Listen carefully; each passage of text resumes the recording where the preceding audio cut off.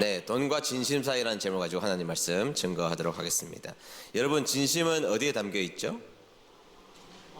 마음, 거기도 담겨져 있고, 말, 거기도 담겨져 있다고 생각합니다. 그러나 진짜 진심은 돈을 쓰는 곳에 담겨져 있습니다. 제가 한 말이 아닙니다. 마태복음 6장 21절에 보면 이런 말씀을 예수님께서 우리에게 하고 계시죠. 다 같이 읽어볼까요? 시작. 내 보물이 있는 그곳에는 내 마음도 있느니라. 네, 내 보물이 있는 곳에 내 무엇도 있다? 마음도 있다는 것입니다. 예수님께서 우리에게 하신 말씀이라는 것이죠. 네, 제가 아무리 생각해봐도 예수님의 말씀은 여전히 진리라고 생각합니다. 제가 돈이 없던 서울에서 공부하던 시절 참 돈이 없었습니다만 분명히 돈은 없는데 카메라 렌즈는 늘어나기 시작했습니다. 그 당시에 제 마음은 사진에 있었거든요. 제 마음이 사진에 있으니까 그 관심을 가지고 자꾸 그런 일들, 그 일에 대해서 돈을 쓰게 되어 있다는 것이죠. 그러니까 자신이 마음이 있는 곳에 물질을 기꺼이 쓰게 되어 있다는 사실입니다. 예수님 말씀처럼 돈이 있는 곳에 내 심장이 있다는 말씀이 진짜라는 것이죠. 여러분, 우리가 물질주의 세계관 속에 있죠. 이 물질을 그러면 방만하게 두면 어떻게 될까? 하나님께서 이 땅을 창조하신 다음에 우리에게 물질 세계를 주시면서 다스려라 이렇게 말씀해 주셨다는 것입니다. 그냥 마음대로 사용해라 이렇게 말씀하신 것이 아니라 다스려야 될 것을 우리에게 설명해 주고 있다라는 사실이죠. 다시 말하면 책임을 가지고 물질 세계를 다스려야 한다. 책임을 가지고 관리해야 된다. 그렇게 말씀해 주셨다는 것이죠. 자, 오늘 저는 여러분들과 성경을 통하여서 우리는 그러면 우리에게 지금 많이 우리가 중요하게 여기는 이 물질을 어떻게 인식하며 살아가야 하는지에 대해서 오늘 여러분들과 함께 말씀을 나눠보려고 하는 것입니다. 자, 첫 번째는 첫째, 물질의 유한성을 우리는 인정하며 살아가야 한다는 것입니다. 다 같이 읽어볼까요? 시작. 물질의 유한성을 인정해야 합니다. 19절 말씀 읽겠습니다. 19절 말씀입니다. 시작. 너희를 위하여 세상에 재물을 쌓아두지 마라. 땅에서는 좀이 먹거나 녹슬어 못 쓰게 되고 도둑이 와서 훔쳐갈 것이다. 아멘. 네. 너희를 위하여 세상에 재물을 쌓아두지 마라. 땅에서는 좀이 먹거나 녹슬어 못 쓰게 되고 도둑이 와서 훔쳐갈 것이다. 이렇게 예수님은 우리에게 직접적으로 이 물질의 유한성을 말씀해 주셨다는 것이죠. 조금 더 원어적으로 설명해 보자면 돈을 쌓는 일에 인생을 붓지 마라 이렇게 설명하고 있습니다. 돈을 쌓는 일에 우리의 인생의 모든 것을 붓지 마라 이렇게 말하고 있는 내용이라는 것이죠. 그리고 그 물질은 어떤 방법이라도 다 없어지게 되어 있다. 이게 성경에서 예수님이 우리에게 가르쳐 주신 말씀이라는 것입니다. 이런 구절이 너무 많은데 야고보서도 보죠. 야고보서 1장 10절 말씀도 우리가 보도록 하겠습니다. 다 같이 읽습니다. 시작. 부한 자는 자기의 낮아짐을 자랑할지니 이는 그가 풀의 꽃과 같이 지나감이라. 아멘. 이는 그가 풀의 꽃과 같이 지나감이라 이렇게 말하고 있습니다. 좀 있으면 이제 벚꽃이 피겠죠? 김천도 벚꽃이 유명한 곳이 많습니다. 벚꽃이 필 텐데 그 벚꽃이 여러분 1년 365일 갑니까? 아니요. 반짝 펴다가 금방 사라지게 될 거라는 것이 있죠. 네, 물질의 유한성을 우리에게 말씀해 주고 있다는 것입니다. 물질은 유한한 것이다. 물질은 제한적인 것이다. 이렇게 설명하고 있다는 것이죠. 부자이신 어르신께서 이런 이야기를 하셨습니다. 돈을 가지고 있을 때 젊었을 때는 의시돼 보기도 하고 뽐새도 내보기도 하고 돈으로 힘 좀 썼는데 늙어보니 그 돈도 쓸데없더라. 오히려 그 돈 때문에 가족하고 이웃하고 불화만 생겼다 이렇게 말씀하시는 것을 들어본 적이 있습니다. 그러니까 가만히 보면 생명의 길이까지도 아닌 것 같아요. 생명의 길이 그 언저리까지만 이 물질은 우리에게 힘을 가지고 있는 내용이라는 것이죠. 여러분, 성경에서는 물질이 필요 없다라고 말씀하시지는 않습니다. 물질이 필요한 것이다. 물질은 필요한 것이다라고 말씀해 주고 있고 물질은 있어야 된다는 것을 성경에서는 우리에게 가르치고 계시죠. 여러분, 물질은 우리들에게 필요한 것입니다. 아니, 살다 보니까 물질이 돈이 잘 벌리는데 어떡하겠어요? 돈이 잘 벌리는데 하나님 막 돈 안 벌게요 막 이런 분들 있으십니까? 있으시면 목양실로 좀 찾아오시기 바랍니다. 네, 그런 분 뭐 있습니까? 나는 돈이 싫어 막 이런 분들 있으십니까? 네, 그건 아니죠. 물질이 주는 유익이 있다는 것이죠. 살다가 보면, 특별히 자본주의 국가에서 살다 보면 물질이 주는 유익을 분명하게 우리는 느끼며 살아가게 된다는 것입니다. 성경에 보면 이삭도 거부였고 야곱도 부자였고 아브라함도 부자였습니다. 성경에 가난한 사람도 많이 있지만 그런 사람들도 있다는 것이죠. 물질 자체에 그러나 소망을 두면 안 된다는 것이 성경에서 우리에게 가르치는 중요한 가르침입니다. 물질에 소망을 두면 될까요? 안 될까요? 안 된다는 것입니다. 거기에 우리의 마음까지 줘서는 안 된다는 것입니다. 왜냐하면 먼저는 그 물질 세계는 유한한 것이기 때문이라는 것입니다. 디모데전서 6장 17절 보실까요? 디모데전서 6장 17절 다 읽겠습니다. 시작. 이 세상의 부자들에게 이 말을 전하십시오. 교만하지 말며 돈을 의지하지 말고 하나님께 소망을 두라고 가르치십시오. 아멘. 네, 돈 필요하죠. 돈에 유익이 있죠. 그러나 여러분, 아무리 유익하고 필요할지라도 돈 때문에 우리 인간성을 버려서는 안 됩니다. 특별히 이 돈 때문에 하나님을 의지하는 마음을 돈을 의지하는 마음으로 바꿔서는 결코 안 된다는 것이죠. 그것을 누리게 하신 하나님, 우리에게 물질을 주셔서 이 땅에 그렇게 살게 하신 하나님을 바라보는 인생이 될 때 하나님이 기뻐하시는 것이지, 하나님이 주신 그것을 돈을 가지고 돈에 마음이 팔려서 하나님을 바라보지 못하는 인생이 되어서는 안 된다라는 사실이라는 것입니다. 우리 사랑하는 은혜드림교회 성도님들, 누리십시오. 그러나 그것을 누리게 하신 하나님을 의지하는 주님의 귀한 백성들 되시기를 주의 이름으로 축복합니다. 네, 돈은 유한한 것입니다. 아무리 귀하다고 생각할지라도 그것은 유한한 것임을 기억하는 여러분들 되시기를 축복합니다. 둘째, 물질 앞에서 우리는 기도해야 한다는 사실입니다. 다 같이 읽어봅니다. 시작. 물질 앞에서 기도해야 합니다. 네, 기독교인들이 물질을 잘 벌면 그래서 그것을 선한 사업에 사용하는 것은 좋은 일이라고 생각합니다. 그런데 여러분, 더 중요한 것은 그 물질을 잘 다스리는 것이 중요하다라고 먼저 말씀드렸습니다. 여러분, 부자가 나쁘고 가난한 사람 다 좋습니까? 반대로 부자는 좋고 그러면 가난한 사람 다 나쁩니까? 그건 아니죠. 그건 아닙니다. 그러나 여러분, 돈이 너무 많아서 하나님을 의지하지 않는 사람은 하나님이 기뻐하시는 사람이 결코 아니라는 사실입니다. 물질이 많습니다. 그런데 여러분, 그 물질 때문에 하나님이 보이지 않고 하나님을 의지하지 않는다면 그런 사람들을 결코 하나님은 기뻐하시지 않는다는 사실이죠. 저는 실제로 부자였던 어떤 사람이 이런 이야기를 하는 경우를 들어본 적이 있습니다. 목사님, 하나님도 돈 없으면 못하십니다. 그따위 이야기를 하더라고요. 듣는데 섬찟했습니다. 믿는 사람이거든요. 꽤 오래 다닌 사람입니다. 그런데 어떻게 목사 앞에서 이런 이야기를 합니까? 아니, 그런 마음이 있을지라도 그런 말을 어떻게 합니까? 하나님도 돈 없으면 못하십니다. 그런 법이 어디 있습니까? 그분은 분명히 자신의 인생에 부딪혔던 돈의 강력한 힘에 부딪혀서 하나님의 위치가 돈 아래에 있는 것이죠. 매우 위험한 행동이라는 것입니다. 살면서 돈의 위용에 놀란 것이죠. 그래서 하나님을 잊은 것입니다. 성경에서 하나님과 돈을 겸하여 섬길 수 없다. 돈은 가치 중립적인 것이 아닙니다. 윤리학에서 배운 것처럼 성경에서는 돈은 인격적인 존재라서 사람의 마음속에 하나님을 대체하게 하는 유일한 한 가지 돈입니다.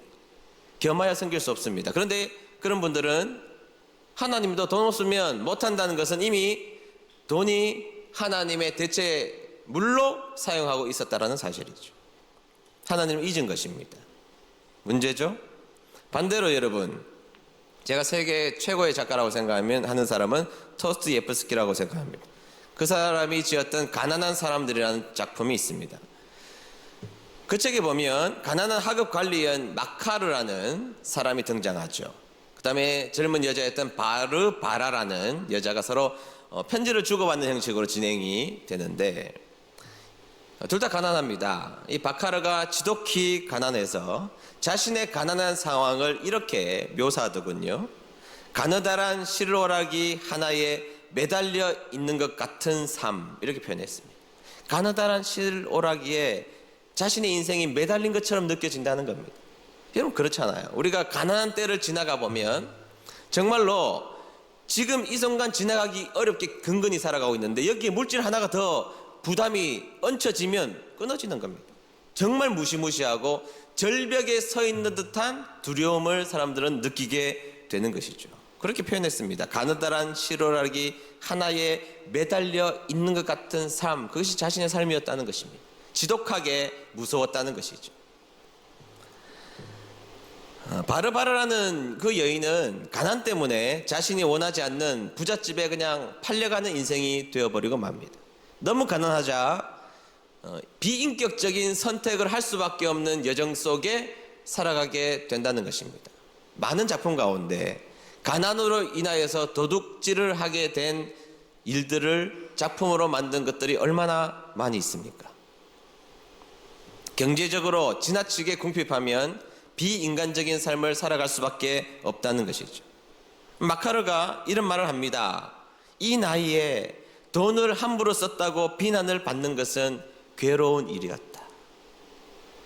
나이가 들어서 돈을 함부로 썼다고 막 혼이 나고 비난받는 일은 너무나 자존심이 상하고 비난받는 일이었다는 것입니다.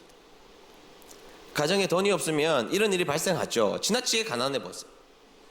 조금 잘못 쓴 것 가지고 엄청나게 비난을 당하고 난리가 나게 돼 있습니다. 싸움이 일어나고 돈 앞에서 기본적 인간성도 무너지는 모습도 너무 가난하면 발생하게 된다는 것이죠.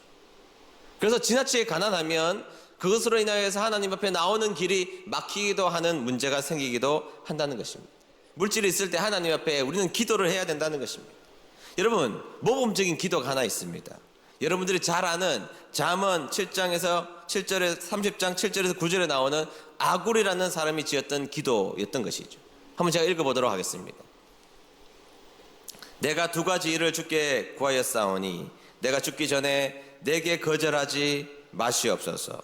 8절 이렇게 나옵니다. 곧 헛된 것과 거짓말을 내게서 멀리 하옵시며 나를 가난하게도 마옵시고 부하게도 마옵시고 오직 필요한 양식으로 나를 먹이시옵소서. 혹 내가 배불러서 하나님을 모른다 여호와가 누구냐 할까 하오며 혹 내가 가난하여 도둑질하고 내 하나님의 이름을 욕되게 할까 두려워함이니이다. 아멘. 여러분, 아굴은 그렇게 기도했습니다. 하나님, 제가 너무 배가 불러서 하나님을 모른다고 말할 것 같으면 돈 따위 내 인생에 치워주십시오. 얼마나 배짱 있는 기도입니까? 내 인생에 무지막지한 돈이 많이 들어와서 그것 때문에 하나님을 잃어버릴 것 같으면 그 물질을 내게서 치워주십시오. 그러나 하나님, 내가 너무 가난해서 비루해지거나 그것으로 말미암아 하나님을 욕되게 하지 않을 만큼 나에게 물질을 달라고도 기도하고 있는 내용이라는 것이죠. 얼마나 멋진 기도입니까? 여러분, 우리가 살다 보면 돈 때문에 교만하기도 하고 너무 없어서 하나님 앞에 나오는 그 걸음들이 힘들어지는 인생이 되기도 한다는 것입니다. 그러니까 여러분, 우리에게 주어진 그 물질 앞에 있을 때 그 물질을 위해서 물질 앞에 놓여있는 나의 인생을 위해서 기도해야 됩니다. 하나님, 물질이 내 인생에 많이 주셔서 감사합니다. 그러나 이것이 하나님을 대체할 수 없음을 알게 도와주십시오. 하나님, 제 인생에 물질이 없습니다. 없음으로 말미암아 하나님의 앞에 나아가는 길이 막히지 않도록 하나님 나에게 물질을 허락해 달라고 기도하는 여러분 되시기를 축복합니다. 중요한 것은 물질 앞에서 기도하는 인생이 되어야 한다는 것입니다. 물질이 하나님을 막아서지 않게 도와주시고 하나님, 내 인생의 우선순위의 첫 번째 자리에 하나님을 둘 수 있는 저희들이 될 수 있도록 기도하는 여러분 되시기를 축복합니다. 그 고백을 위해서 우리는 하나님 앞에 기도하여서 하나님의 뜻을 알고 그 물질 앞에서 당당하게 서 있는 저와 여러분 되시기를 주의 이름으로 축복합니다. 셋째, 물질로 하나님께 영광이 되도록 살아야 한다는 것입니다. 다 같이 읽어볼까요? 시작. 물질로 하나님께 영광이 되도록 살아야 합니다. 네, 본문 6장 20절 상반절 보도록 하겠습니다. 시작. 그러므로 너희의 재물을 하늘에 쌓아두어라. 하늘에서는 좀이 먹거나 녹슬지 않으며 도둑이 들어와 훔쳐가지도 못할 것이다. 아멘. 그러므로 너희의 재물을 어디에 쌓아두어라? 하늘에 쌓아두어라. 그리고 여러분, 이 얘기를 하고 중간에 갑자기 눈 이야기하고 다시 물질 이야기합니다. 가치관이라는 거예요. 가치관. 그 관점을 가지고 있는 것이 가치관이라는 이야기에서 중간에 눈에 대한 이야기가 나오고 다시 돈, 눈에 대한 이야기, 돈 이렇게 나오고 있거든요.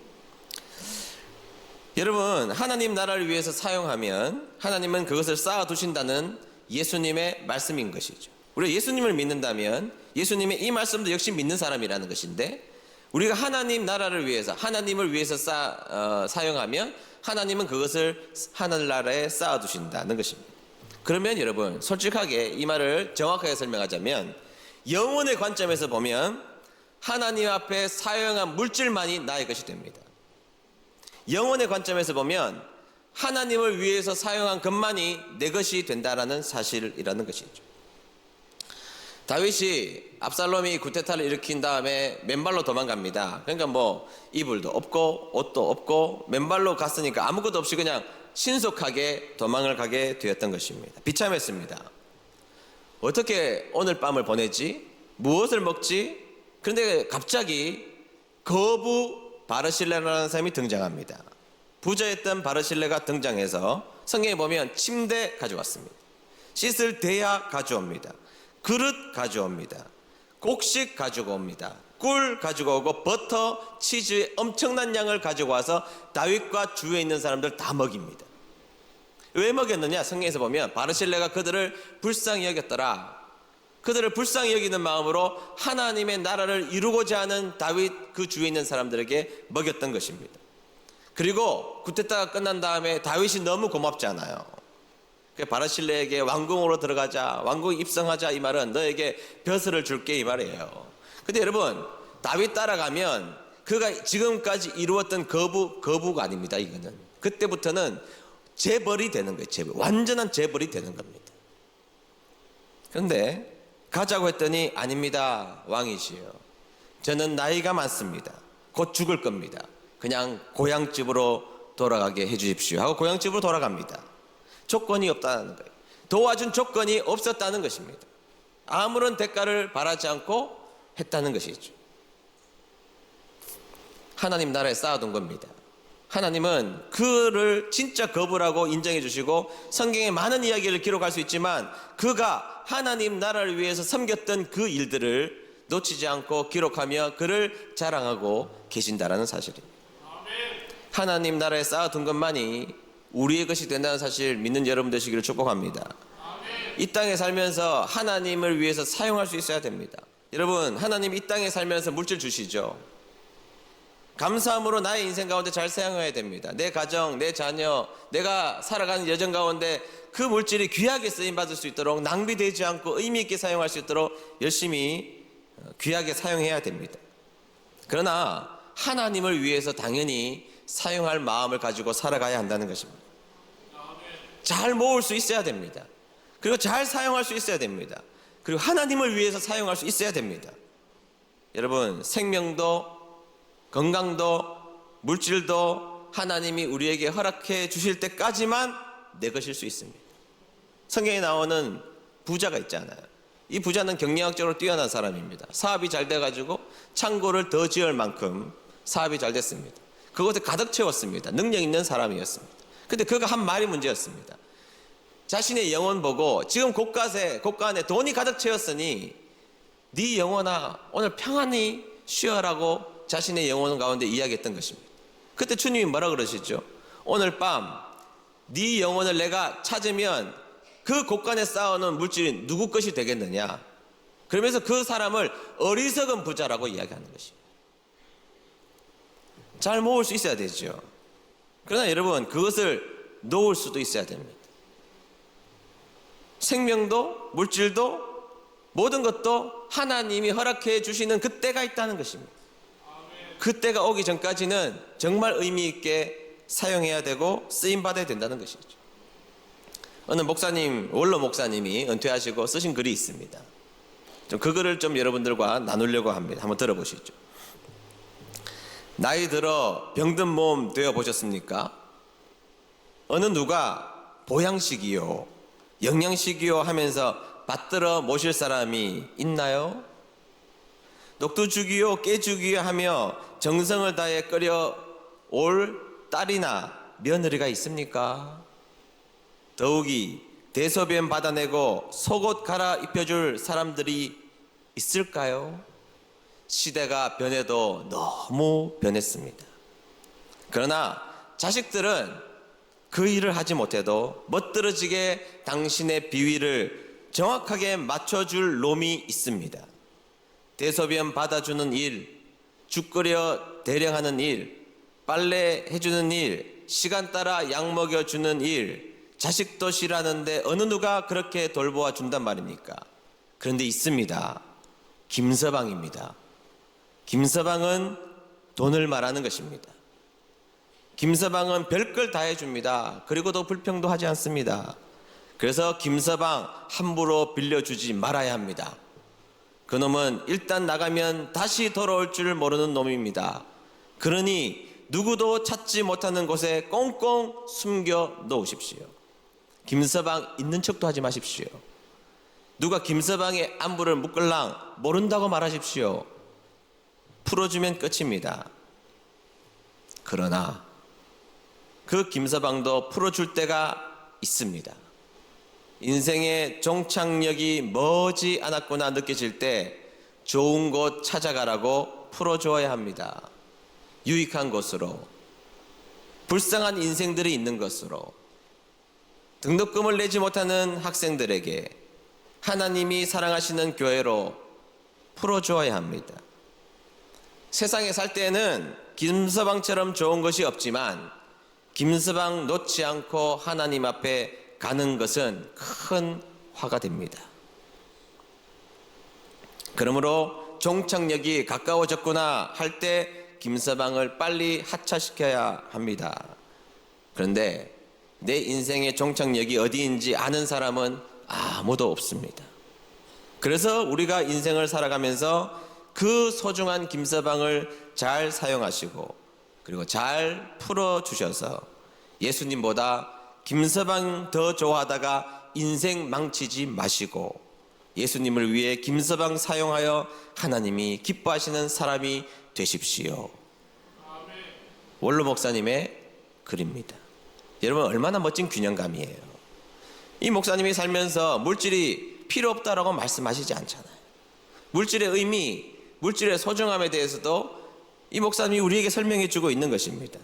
그러나 이 물질에 얽매여서 돈의 종로로 타는 인생이 되는 것은 비참한 인생이라는 것도 같이 우리들에게 말씀해 주고 있다는 사실입니다. 여러분, 물질에 얽매여서 물질의 종이 되면 사람들하고 의상합니다. 물질의 종이 되면 한 사람의 인격체가 무너진다는 것도 얼마든지 볼 수가 있습니다. 물질 앞에 사람들이 얼마나 비굴해진다는 것도 볼 수 있다는 사실입니다. 저는 은혜드림교회 담임 목사로서 하나님께서 우리 은혜드림교회 성도님들에게 많은 물질을 주셨으면 좋겠습니다. 그러나 아무리 그 물질이 많을지라도 물질 때문에 하나님 바라보지 않는 인생, 하나님을 바라보는 인생으로부터 이탈하지 않게 되기를 축복합니다. 그리고 그 물질을 하나님이 주신 물질이 넉넉하다면 하나님을 더 사랑하시고 주신 것에 대해서 더 감사하고 사람에게 넉넉하고 하나님에게 넉넉한 분들이 꼭 되셔서 물질로도 하나님 앞에 칭찬받는 귀한 성도님들 되시기를 축복합니다. 오늘 여러분들 마음속에 이런 소원이 하나 있었으면 좋겠습니다. 하나님, 제가 물질의 넉넉함이 하나님이 주신다면 하나님 이 물질 때문에 세상을 물질로 살아가지 않게 도와주시고 하나님으로 살아갈 수 있는 백성으로 살겠습니다. 그 고백이 저와 여러분들 고백되시기를 주의 이름으로 축복합니다.